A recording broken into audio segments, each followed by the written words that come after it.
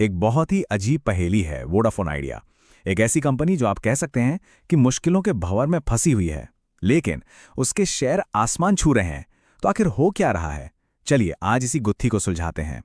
ये सवाल ना आज हर निवेशक के दिमाग में घूम रहा है कि इतनी बड़ी बड़ी चुनौतियों से जूझ रही कंपनी का स्टॉक शेयर बाजार में आखिर इतना अच्छा परफॉर्म कैसे कर सकता है। और बात सिर्फ हवा में नहीं है।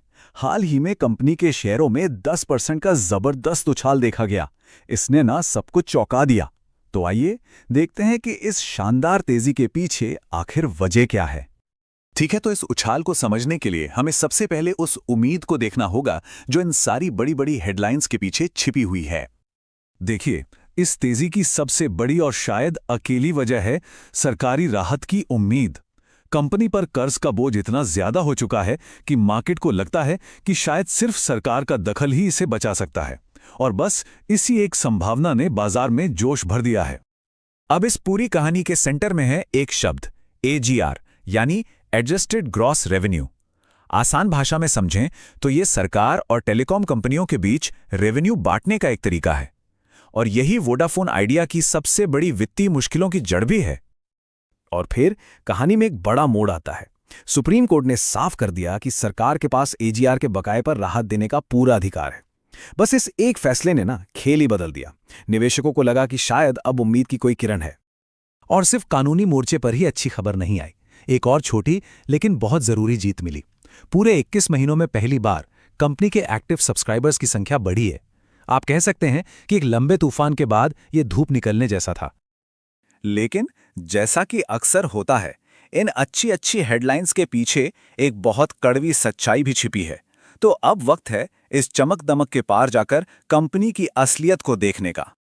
जरा इस आंकड़े पर नजर डालिए। पिछली तिमाही में 6,608 करोड़ रुपए का भारी भरकम नुकसान। यह साफ दिखाता है कि कंपनी को मुनाफे में आने के लिए कितना संघर्ष करना पड़ रहा है। और दबाव यहीं खत्म नहीं होता। मार्च 2025 से कंपनी को हर साल करीब 18,000 करोड़ रुपए चुकाने होंगे। ये एक बहुत बहुत बड़ी रकम है और इसे चुकाना एक पहाड़ जैसी चुनौती होगी। ये जो -1.9% का आंकड़ा है ना, ये है रिटर्न ऑन कैपिटल एम्प्लॉयड। चलिए आसान शब्दों में समझते हैं। इसका मतलब है कि कंपनी हर 100 रुपए के निवेश पर पैसा कमाने की बजाय 1.9 रुपए गंवा रही है। ये कंपनी की बुनियादी कमजोरी का एक बहुत साफ संकेत है। तो कुल मिलाकर देखें तो तस्वीर कुछ ऐसी बनती है। कंपनी पर भारी कर्ज है, बुक वैल्यू नेगेटिव है, मतलब देनदारियां संपत्ति से ज्यादा हैं। अपने कर्ज पर ब्याज चुकाने में भी लगातार मुश्किल हो रही है, और तो और प्रमोटर्स भी अपनी हिस्सेदारी घटा रहे हैं। ये सब मिलकर एक बहुत ही चिंताजनक तस्वीर बनाते हैं।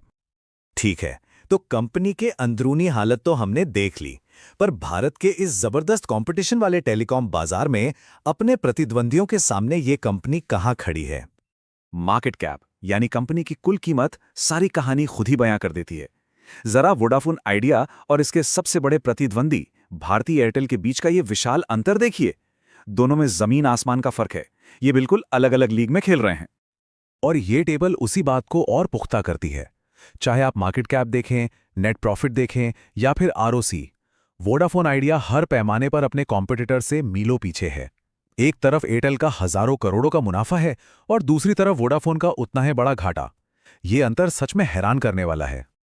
तो अब हम एक ऐसे मोड़ पर आ गए हैं जहां दो बिल्कुल अलग अलग कहानियां, उम्मीद और हकीकत की कहानियां आपस में टकरा रही हैं। ये कंपनी के लिए एक बहुत बड़ा दांव है।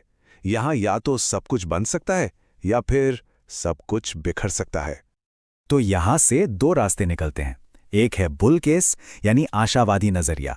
अगर कंपनी नया पैसा जुटा लेती है, सरकारी मदद सच में मिल जाती है और 5G में मुकाबला करने के लिए अपना नेटवर्क अपग्रेड कर लेती है, तो ये एक शानदार वापसी हो सकती है।